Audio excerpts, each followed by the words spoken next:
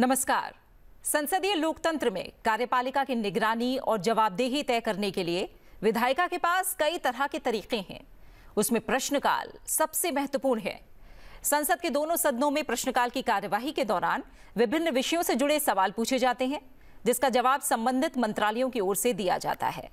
लोकसभा में भी प्रश्नकाल के दौरान विभिन्न मंत्रालयों से जुड़े विषयों पर सदस्यों ने सवाल पूछे, जिसका संबंधित मंत्रालय की ओर से जवाब दिया गया। आज के कार्यक्रम में भी हम प्रश्नकाल के दौरान कुछ अहम मंत्रालयों से पूछे गए महत्वपूर्ण सवाल और उससे जुड़े जवाब आपको दिखाएंगे। सवाल केंद्रीय संरक्षित स्मारकों से जुड़ा हुआ। इस सवाल को पूछा है लोकसभा सांसद प्रद्युत बोरदोलोई ने। उन्होंने संस्कृति मंत्रालय से पूछा कि सरकार ने केंद्रीय संरक्षित स्मारकों की अधिसूचनाओं का कोई केंद्रीकृत डेटाबेस बनाया है? अगर नहीं तो इसके क्या कारण है? क्या सरकार ने राष्ट्रीय महत्व के स्मारकों के वर्गीकरण के लिए मानदंड तैयार किए हैं? क्या सरकार ने राष्ट्रीय महत्व के और अपने राष्ट्रीय महत्व खो चुके स्मारकों की पहचान करने के लिए व्यापक सर्वेक्षण किया है? इस सवाल का जवाब संस्कृति और पर्यटन मंत्री गजेंद्र सिंह शेखावत ने दिया। उन्होंने बताया कि भारतीय पुरातत्व सर्वेक्षण संरक्षित स्मारकों की अधिसूचनाओं के संबंध में डेटाबेस रखता है। किसी प्राचीन स्मारक या पुरातत्वीय स्थल और अवशेष को राष्ट्रीय महत्व के रूप में घोषित करने का काम प्राचीन संस्मारक और पुरातत्वीय स्थल और अवशेष अधिनियम 1958 के उपबंधों और उसके ऐतिहासिक, पुरातत्वीय अथवा कलात्मक रुचि और जो 100 वर्ष से अधिक समय से मौजूद है। भारतीय पुरातत्व सर्वेक्षण द्वारा प्राचीन स्थलों और स्मारकों के संरक्षण के लिए उनकी पहचान करने या ढूंढने के लिए सर्वेक्षण और अन्वेषण किया जाता है और ये एक नियमित कार्य है। प्राचीन संस्मारक और पुरातत्वीय स्थल और अवशेष अधिनियम 1958 की धारा 35 के तहत प्रदत्त शक्तियों का उपयोग करते हुए केंद्र सरकार ने अपने इस आशय की अधिसूचना जारी की है कि 19 स्मारक राष्ट्रीय महत्व के नहीं रह गए हैं। अगला सवाल ई शिक्षा से जुड़ा हुआ। इस सवाल को पूछा है लोकसभा सांसद अरुण गोविल ने। उन्होंने शिक्षा मंत्रालय से पूछा कि क्या सरकार ने मेरठ सहित पूरे देश में सभी को डिजिटल शिक्षा प्रदान करने के लक्ष्य को प्राप्त करने के लिए विभिन्न ई लर्निंग कार्यक्रमों की घोषणा की है? अगर हाँ तो इसका ब्यौरा क्या है? क्या छात्र और शिक्षक ऑडियो और वीडियो कॉन्फ्रेंसिंग, लाइव चैट और वर्चुअल कक्षाओं के माध्यम से विभिन्न स्थानों से एक साथ संपर्क स्थापित कर सकते हैं? क्या सरकार का विचार स्कूलों में इस तरह के बुनियादी ढांचे को विकसित करने का है? अगर हाँ तो इस बारे में क्या जानकारी है? इस सवाल का जवाब शिक्षा मंत्रालय में राज्य मंत्री जयंत चौधरी ने दिया। उन्होंने बताया कि राष्ट्रीय शिक्षा नीति 2020 के पैरा 24.4 ग में ऑनलाइन शिक्षण मंच और साधन उपकरण जैसी विभिन्न पहलों पर जोर दिया गया है। स्वयं, दीक्षा जैसे उपयुक्त मौजूदा ई लर्निंग प्लेटफॉर्म को शिक्षकों को शिक्षार्थियों की प्रगति की निगरानी के लिए संरचित, उपयोगकर्ता के अनुकूल, समृद्ध सहायक उपकरण प्रदान करने के लिए उपलब्ध कराया जाएगा, जैसा कि वर्तमान महामारी ने दिखाया है। ऑनलाइन कक्षाएं संचालित करने के लिए 2-वे वीडियो और 2-वे ऑडियो इंटरफेस जैसे उपकरण एक वास्तविक आवश्यकता है। एनईपी 2020 के उद्देश्यों को प्राप्त करने के लिए शिक्षा मंत्रालय ने विभिन्न पहलें की हैं, जिनमें ई लर्निंग कार्यक्रम शामिल है। ये पहल देश भर के सभी शिक्षणार्थियों के लिए निःशुल्क उपलब्ध है। इसकी प्रमुख पहलें इस प्रकार हैं। PM E Vidya digital online on air शिक्षा सहित ई शिक्षा से संबंधित सभी प्रयासों को एकीकृत करती है ताकि शिक्षा तक मल्टी मोड पहुंच को सक्षम बनाया जा सके। पीएम ई विद्या से देश भर में लगभग 25 करोड़ स्कूली बच्चे लाभान्वित होते हैं।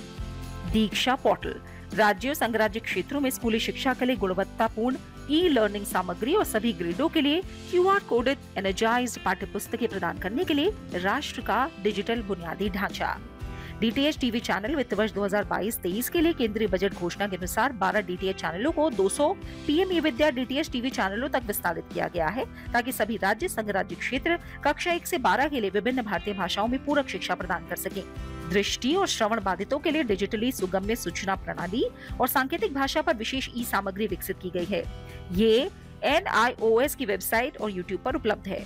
शिक्षा मंत्रालय निष्ठा स्कूल प्रमुखों और शिक्षकों की समग्र उन्नति के लिए राष्ट्रीय पहल नामक एक एकीकृत शिक्षण प्रशिक्षण कार्यक्रम के माध्यम से अधिगम परिणामों में सुधार के लिए एक राष्ट्रीय मिशन भी कार्यान्वित कर रहा है। प्रारंभिक, माध्यमिक, आधारभूत साक्षरता और संख्या ज्ञान और प्रारंभिक बाल्यावस्था देखभाल और शिक्षा के लिए निष्ठा पाठ्यक्रम शुरू किए गए हैं। निष्ठा पाठ्यक्रम NCERT द्वारा दीक्षा प्लेटफॉर्म पर उच्च गुणवत्ता वाले पेशेवर रूप से बनाए गए ई कंटेंट का उपयोग करके ऑनलाइन प्रस्तुत किए जाते हैं। 65 लाख से अधिक शिक्षकों ने निष्ठा प्रशिक्षण पूरा कर लिया है, जिनमें से 45 लाख से अधिक ने ई लर्निंग मोड में पूरा किया है।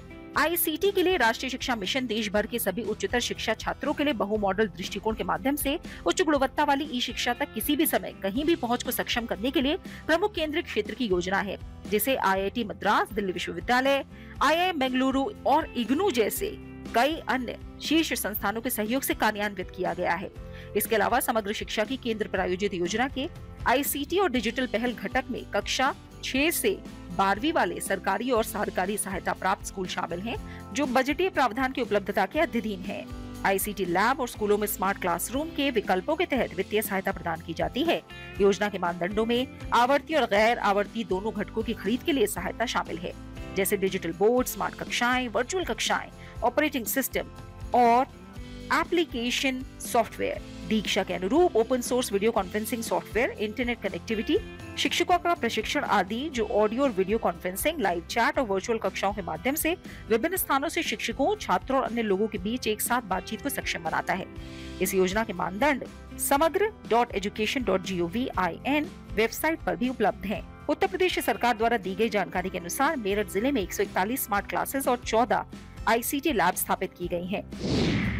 राज्यसभा में प्रश्नकाल के दौरान विभिन्न दलों के सांसदों ने मंत्रालयों से जुड़े कई विषयों पर सवाल पूछे, जिसका सरकार की ओर से जवाब दिया गया। आज का पहला सवाल कोयला मंत्रालय से। इस सवाल को पूछा है राज्यसभा सांसद संगीता यादव ने। उन्होंने कोयला मंत्रालय से पूछा कि कोयला क्षेत्र में आत्मनिर्भर भारत बनाने के लिए सरकार द्वारा क्या प्रयास किए गए हैं। क्या सरकार ने उत्पादन बढ़ाकर कोयला खपत में घरेलू कोयले की हिस्सेदारी बढ़ाने के लिए कोई रूपरेखा तैयार की है? क्या सरकार द्वारा पिछले दशक में किए गए प्रयासों से कोयला क्षेत्र के देश में विकास में किए जा रहे योगदान में सुधार करने में मदद मिली है? अगर हाँ, तो इसका ब्यौरा क्या है? अगर नहीं, तो इसके क्या कारण हैं? इस सवाल का जवाब कोयला और खान मंत्री जी किशन रेड्डी ने दिया। उन्होंने बताया कि देश में कोयले की अधिकांश आवश्यकता स्वदेशी उत्पादन और आपूर्ति के माध्यम से पूरी की जाती है। कोयले के उत्पादन में आत्मनिर्भर भारत बनाने के लिए सरकार द्वारा किए गए प्रयासों को अगर देखें तो इनमें शामिल हैं कोयला ब्लॉकों के विकास में तेजी लाने के लिए कोयला मंत्रालय द्वारा नियमित समीक्षा, परमाणु खनिजों को छोड़कर कैप्टिव खान स्वामियों को खान के साथ संबद्ध अंत उपयोग संयंत्र की आवश्यकता को पूरा करने के बाद ऐसी अतिरिक्त राशि का भुगतान करने पर केंद्र सरकार द्वारा यथा निर्धारित पद्धति से खुले बाजार में अपने वार्षिक खनिज कोयला सहित के उत्पादन का 50% तक विक्रय करने में सक्षम बनाने के लिए खान और खनिज विकास और विनियमन संशोधन अधिनियम 2021 का अभिनियमन, कोयला खानों के प्रचालन में तेजी लाने के लिए कोयला क्षेत्र के लिए सिंगल विंडो क्लियरेंस पोर्टल, कोयला खानों के शीघ्र प्रचालन के लिए विभिन्न अनुमोदन, निकासी प्राप्त करने के लिए कोयला ब्लॉक आवंटियों की सहायता के लिए परियोजना निगरानी इकाई, राजस्व शेयरिंग आधार पर वाणिज्यिक खनन की नीलामी वर्ष 2020 में शुरू की गई। वाणिज्यिक खनन स्कीम के तहत उत्पादन की निर्धारित तारीख से पहले उत्पादित कोयले की मात्रा के लिए अंतिम प्रस्ताव पर 50% की छूट की अनुमति दी गई। साथ ही कोयला गैसीकरण या द्रवीकरण पर प्रोत्साहन दिया गया है। वाणिज्यिक कोयला खनन के नियम और शर्तें बहुत उदार हैं, जिसमें कोयले के उपयोग पर कोई प्रतिबंध नहीं है। नई कंपनियों को बोली प्रक्रिया में भाग लेने की अनुमति है। अग्रिम राशि में कमी की गई है। मासिक भुगतान के लिए अग्रिम राशि का समायोजन, कोयला खानों के प्रचालन के लिए लचीलेपन को बढ़ावा देने के लिए उदार दक्षता मानदंड, पारदर्शी बोली प्रक्रिया, ऑटोमेटिक रूट के माध्यम से 100% प्रत्यक्ष विदेशी निवेश और राष्ट्रीय कोयला सूचकांक पर आधारित राजस्व शेयरिंग मॉडल शामिल हैं। कोयला मंत्रालय में वित्त वर्ष 2029-30 तक 500 मिलियन टन प्रति वर्ष MTPA कोयला उत्पादन क्षमता वाली 100 नई खानें खोलने का लक्ष्य रखा गया है। कोकिंग कोयला मिशन की शुरुआत इस्पात क्षेत्र को कोकिंग कोल की आपूर्ति बढ़ाने के लिए की गई है, ताकि कोकिंग कोयले के आयात को कम किया जा सके। कोकिंग कोयला उत्पादन बढ़ाने के लिए पहल की गई है। गैर विनियमित क्षेत्र लिंकेज नीलामी के अंतर्गत एक नया उप क्षेत्र बनाया गया है, जिसका नाम WDO मार्ग के माध्यम से कोकिंग कोयले का उपयोग करने वाला इस्पात है। अनुबंध अवधि की पूरी अवधि के लिए पहचानी गई खानों से इस्पात क्षेत्र को दीर्घकालिक कोयला लिंकेज के आश्वासन के साथ नए उप क्षेत्र के निर्माण से देश में वॉश्ड कोकिंग कोयले की उपलब्धता बढ़ेगी और देश में इस्पात उद्योग द्वारा घरेलू कोकिंग कोयले की खपत बढ़ेगी, जिससे कोकिंग कोयले के आयात में कमी आएगी। कोयला मंत्रालय में गठित एक समिति ने मेक इन इंडिया आत्मनिर्भर भारत को बढ़ावा देने के लिए आवश्यक नीतिगत पहलू का सुझाव दिया है। कोयला मंत्रालय के अंतर्गत आने वाले सार्वजनिक क्षेत्र के कोयला उपक्रमों द्वारा पारदर्शी वैश्विक खुली निविदाओं के माध्यम से खान विकासकर्ता सह प्रचालकों को नियुक्त किया जाता है, ताकि घरेलू कोयला उत्पादन को बढ़ाया जा सके और कोयला आयात पर निर्भरता कम की जा सके। बंद खानों को राजस्व शेयरिंग मॉडल में पुनः खोला जा रहा है, जिससे देश में कोयला उत्पादन में वृद्धि होगी। सरकार ने इस्पात क्षेत्र को कोयला आपूर्ति बढ़ाने और कोयला आयात कम करने के लिए कोयला वॉशरियां स्थापित करने की योजना बनाई है। उन मामलों में जहां ACQ को या तो मानक आवश्यकता के 90% तक कम कर दिया गया था या जहां ACQ को मानक आवश्यकता के 70% तक कम कर दिया गया था, वहां ACQ को मानक आवश्यकता के 100% तक बढ़ा दिया गया है। ACQ में वृद्धि के परिणाम स्वरूप घरेलू कोयले की अधिक आपूर्ति होगी, जिससे आयात निर्भरता कम हो जाएगी। सरकार ने 2022 में निर्णय लिया है कि विद्युत क्षेत्र के सभी मौजूदा लिंकेज धारकों की पूर्ण विद्युत क्रय करार आवश्यकता को पूरा करने के लिए कोयला कंपनियों द्वारा कोयला उपलब्ध कराया जाएगा। विद्युत क्षेत्र के लिंकेज धारकों की पूर्ण PPA आवश्यकता को पूरा करने के लिए सरकार के निर्णय से आयातों पर निर्भरता कम होगी। कोयला आयात प्रतिस्थापन के उद्देश्य से 29 मई 2020 को कोयला मंत्रालय में एक अंतर मंत्रालय समिति का गठन किया गया है। विद्युत मंत्रालय, रेल मंत्रालय, पोत परिवहन मंत्रालय, वाणिज्य मंत्रालय, इस्पात मंत्रालय, खान मंत्रालय, सूक्ष्म लघु और मध्यम उद्यम मंत्रालय, उद्योग संवर्धन और अतिरिक्त व्यापार विभाग, केंद्रीय विद्युत प्राधिकरण, कोयला कंपनियां व्यापार विभाग, केंद्रीय विद्युत प्राधिकरण, कोयला कंपनियां और बंदरगाह के प्रतिनिधि इस IMC के सदस्य हैं। अब तक IMC की 11 बैठकें हो चुकी हैं। IMC के निर्देशों पर कोयला मंत्रालय द्वारा एक आयात डेटा प्रणाली विकसित की गई है ताकि मंत्रालय कोयले के आयात को ट्रैक कर सके। कोयले की और अधिक घरेलू आपूर्ति सुनिश्चित करने के प्रयास किए जाते हैं। कोयला कंपनियों ने आत्मनिर्भरता के लिए घरेलू कोयला उत्पादन में वृद्धि करने के लिए कई कदम उठाए हैं। कोल इंडिया लिमिटेड ने कोयला उत्पादन बढ़ाने के लिए कई उपाय किए हैं। अपने भूमिगत खानों में CIL मुख्य रूप से सतत खनिकों के साथ जहां भी व्यवहार्य हो व्यापक उत्पादन प्रौद्योगिकी अपना रही है।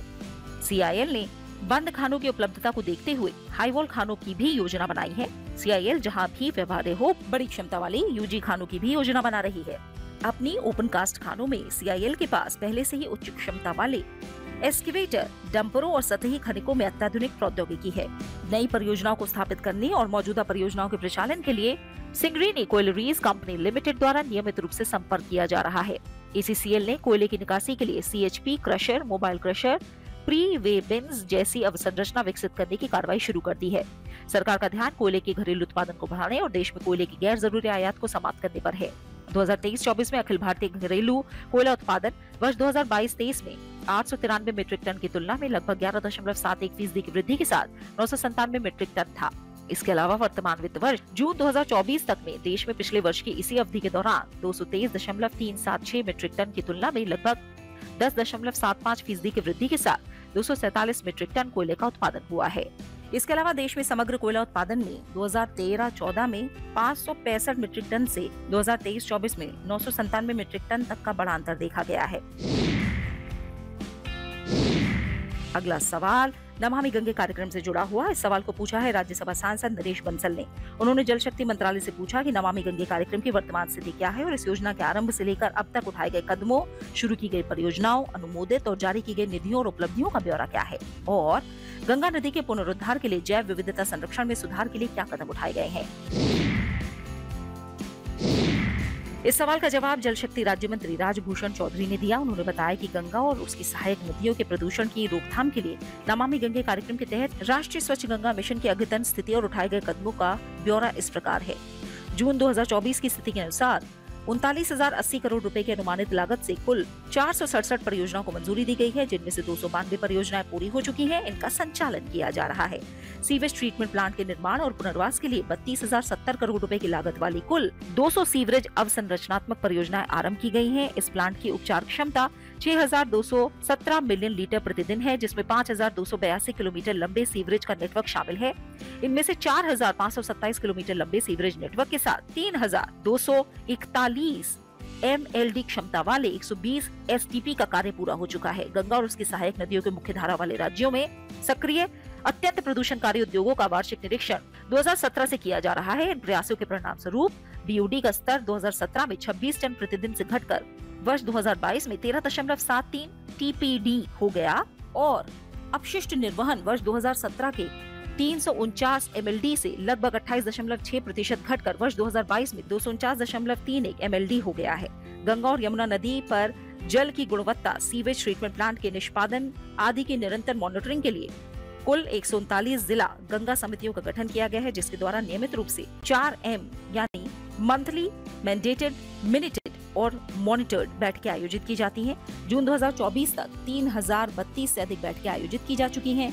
चयनित डीजीसी के समन्वय से रामगंगा बेसिन के 4 जिलों यानी उत्तराखंड में उधम सिंह नगर और उत्तर प्रदेश में शाहजहांपुर, मुरादाबाद और बरेली के लिए जिला गंगा योजनाएं तैयार की गई हैं, ताकि नदी बेसिन प्रबंधन में विकेंद्रित योजना और लोगों की बेहतर भागीदारी को बढ़ावा दिया जा सके। सार्वजनिक भागीदारी गतिविधियों में गंगा दूत, गंगा प्रहरी और गंगा मित्र का एक कैडर शामिल है। गंगा नदी पर अवस्थित 5 राज्यों के 4507 चिन्हित गांवों में एकल घरेलू शौचालय का निर्माण पूरा हो चुका है। इन सभी गंगा तट के गांवों को अब खुले में शौच मुक्त घोषित किया गया है। इसके अतिरिक्त अब तक 3689 गंगा गांव को ओडीएफ स्थायित्वता ग्राम घोषित किया गया है। गंगा नदी सफाई और संरक्षण के प्रयासों में जनता के मध्य दायित्व और भागीदारी की भावना के सृजन के लिए व्यापक जन जागरूकता अभियान आयोजित किए गए हैं। इनमें गंगा उत्सव, नदी उत्सव, नियमित स्वच्छता और वृक्षारोपण अभियान, घाट पर योग, गंगा आरती जैसे कई कदम शामिल हैं। इन प्रयासों को गंगा संरक्षण के लिए समर्पित समूहों जैसे गंगा प्रहरी, गंगा विचार मंच, गंगा दूत द्वारा भी समर्थन दिया जाता है। जैव विविधता को लेकर भी काम किया गया है। आर्द्र भूमि के संरक्षण के लिए उत्तर प्रदेश, बिहार और झारखंड राज्यों में 12.53 करोड़ रुपए की लागत से 4 परियोजनाओं को मंजूरी दी गई है। एनएमसीजी द्वारा राज्य वन विभाग के माध्यम से गंगा नदी की मुख्य धारा के साथ साथ एक वानिकी हस्तक्षेप परियोजना का कार्यान्वयन किया गया है। लगभग 347 करोड़ रुपए के व्यय के साथ 31,494 हेक्टेयर क्षेत्र पर वनीकरण किया गया है। गंगा नदी में जैव विविधता और निरंतर शिकार हो रहे नदी डॉल्फिन के संरक्षण के लिए 2017 से कुल 105 लाख भारतीय मेजर कॉर्प फिंगरलिंग्स को रखा गया है और केंद्रीय अंतर्देशीय मत्स्य अनुसंधान संस्थान द्वारा कार्यान्वित विशेष योजना के तहत गंगा बेसिन में मछुआरों की आजीविका सुनिश्चित की गई है। भारतीय वन्यजीव संस्थान देहरादून और राज्य वन विभाग के सहयोग से डॉल्फिन, ऊदबिलाव, हिल्सा, कछुए और घड़ियाल जैसी जलीय प्रजातियों के लिए विज्ञान आधारित प्रजाति पुनरुद्धार कार्यक्रम, बचाव और पुनर्वास कार्यक्रम से डॉल्फिन, ऊदबिलाव, हिल्सा और कछुए और अन्य नदी प्रजातियों की संख्या में वृद्धि के साथ साथ जैव विविधता में भी उल्लेखनीय सुधार हुआ है।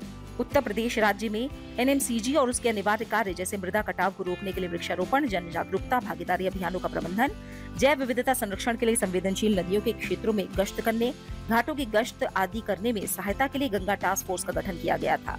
राज्य वन विभाग के सहयोग से 6 बचाव और पुनर्वास केंद्र स्थापित किए गए हैं। गंगा नदी के किनारे तटीय वनस्पतियों और जैविक विविधता की मैपिंग, नदी की जल गुणवत्ता के निष्कर्ष अगर देखें तो केंद्रीय प्रदूषण नियंत्रण बोर्ड द्वारा गंगा नदी की जल गुणवत्ता की मॉनिटरिंग की जाती है। स्थान मानकों के अनुसार नदी जल गुणवत्ता सुनिश्चित करने के लिए सीपीसीबी मानक के अनुसार बीओडी मान 3 mgl से कम निर्धारित किया गया है। रिपोर्ट के अनुसार वर्ष 2022, 2019 और 2021 डेटा में किए गए आकलन के आधार पर गंगा नदी पर प्रदूषित नदी क्षेत्र PRS इस तरह से हैं। उत्तराखंड प्रदूषित क्षेत्र के अंतर्गत शामिल नहीं है। उत्तर प्रदेश में फर्रुखाबाद से इलाहाबाद और मिर्जापुर से गाजीपुर प्राथमिकता श्रेणी 5, झारखंड प्रदूषित क्षेत्र के अंतर्गत शामिल नहीं है। पश्चिम बंगाल में बहरामपुर से हल्दिया प्राथमिकता श्रेणी 4। इसके अलावा अतिरिक्त घुलित ऑक्सीजन का मान जो नदी स्वास्थ्य का सूचक है, अधिसूचित प्राथमिक स्नान जल गुणवत्ता मानदंडों की स्वीकार्य सीमाओं के भीतर पाया गया है और ये गंगा नदी के लगभग संपूर्ण क्षेत्र में नदी पारिस्थितिकी को समर्पित करने के लिए संतोषजनक है। अगला सवाल नए विमानपत्तन और टर्मिनल से जुड़ा हुआ। इस सवाल को पूछा है राज्यसभा सांसद लहर सिंह सिरोया ने। उन्होंने नागर विमानन मंत्रालय से पूछा, क्या देश में विमानन क्षेत्र में अभूतपूर्व विकास हो रहा है? पिछले 3 वर्षों के दौरान कितने नए विमानपत्तनों और टर्मिनलों को चालू किया गया है? इस सवाल का जवाब नागर विमानन मंत्रालय में राज्य मंत्री मुरलीधर मोहोल ने दिया। उन्होंने कोविड-19 महामारी से पूर्व भारत विश्व में सबसे तेजी से बढ़ते विमान बाजारों में से एक था। 6 वर्षों की अवधि यानी 2014-15 से 2019-20 के दौरान भारतीय हवाई अड्डों ने कुल यात्री यातायात के मामलों में 12.4% की सुदृढ़ दोहरे अंक वाली चक्रवृद्धि वार्षिक वृद्धि दर देखी है। कोविड के पश्चात भारतीय विमानन उद्योग फिर से विकास पथ पर है और 2023-24 के दौरान कुल यात्री यातायात पहले ही कोविड पूर्व यातायात को पार कर चुका है। पिछले 3 वर्षों में 7 ग्रीनफील्ड हवाई अड्डे, महाराष्ट्र में सिंधुदुर्ग, उत्तर प्रदेश में कुशीनगर, गुजरात में हीरासर, आंध्र प्रदेश में उर्वाकल, अरुणाचल प्रदेश में ईटानगर, गोवा में मोपा और कर्नाटक में शिवमोगा को चालू कर दिया गया है। इसके अलावा देहरादून, अगरतला, बेंगलुरु, त्रिची, अयोध्या, सूरत, चेन्नई, तेजू, कानपुर, पोर्ट ब्लेयर, पुणे, कोल्हापुर, ग्वालियर, जबलपुर, दिल्ली T1, लखनऊ T3, आदमपुर, अलीगढ़, आजमगढ़, चित्रकूट, मुरादाबाद और श्रावस्ती हवाई अड्डों पर नए टर्मिनल भवन विकसित किए गए हैं। नागर विमानन महानिदेशालय की ग्रीष्मकालीन अनुसूची 2019 के अनुसार 2019 में 99 हवाई अड्डों पर अनुसूचित प्रचालन था। वर्तमान में देश में 157 प्रचालनरत हवाई अड्डे हैं, जिनमें से DGCA की ग्रीष्मकालीन अनुसूची 2024 के अनुसार 125 हवाई अड्डों पर अनुसूचित प्रचालन हो रहा है। अगला सवाल प्रधानमंत्री कृषि सिंचाई योजना से जुड़ा हुआ। इस सवाल को पूछा है लोकसभा सांसद बीरा मनस्थान राव यादव ने। उन्होंने जल शक्ति मंत्रालय से पूछा, अन्य उद्देश्यों के साथ साथ खेतों तक पानी की भौतिक उपलब्धता बढ़ाने और सुनिश्चित सिंचाई के तहत खेती योग्य क्षेत्र का विस्तार करने, खेतों में पानी के उपयोग की दक्षता में सुधार लाने और सतत जल संरक्षण पद्धतियों को लागू करने के उद्देश्य से शुरू की गई प्रधानमंत्री कृषि सिंचाई योजना के अंतर्गत लक्ष्यों का ब्यौरा क्या है। इस सवाल का जवाब जल शक्ति राज्य मंत्री राजभूषण चौधरी ने दिया। उन्होंने बताया कि PMKSY यानी प्रधानमंत्री कृषि सिंचाई योजना एक अम्ब्रेला स्कीम है, जिसमें जल संसाधन विकास, नदी विकास और गंगा संरक्षण जल शक्ति मंत्रालय द्वारा कार्यान्वित किए जाने वाले 2 प्रमुख घटक शामिल हैं, यानी त्वरित सिंचाई लाभ कार्यक्रम और हर खेत को पानी। जबकि हर खेत को पानी में कमान क्षेत्र विकास और जल प्रबंधन, सतही लघु सिंचाई योजना, जल निकायों की मरम्मत, नवीनीकरण, बहाली और भूजल प्रबंधन का कार्य शामिल है। फिर भी भूमि जल प्रबंधन का कार्य अब बंद कर दिया गया है। इसके अतिरिक्त प्रधानमंत्री कृषि सिंचाई योजना के वाटरशेड विकास घटक को भूमि संसाधन विभाग द्वारा कार्यान्वित किया जा रहा है। इसके अलावा प्रति बूंद अधिक फसल को कृषि और किसान कल्याण विभाग द्वारा 2016 से 2022 के दौरान प्रधानमंत्री कृषि सिंचाई योजना की अम्ब्रेला स्कीम के तहत लागू किया गया था, जिसे अब राष्ट्रीय कृषि विकास योजना के तहत कृषि और किसान कल्याण विभाग द्वारा कार्यान्वित किया जा रहा है। इसी के साथ प्रश्नकाल में फिलहाल इतना ही। अगले अंक में बात होगी कुछ और महत्वपूर्ण प्रश्नों की। नमस्कार।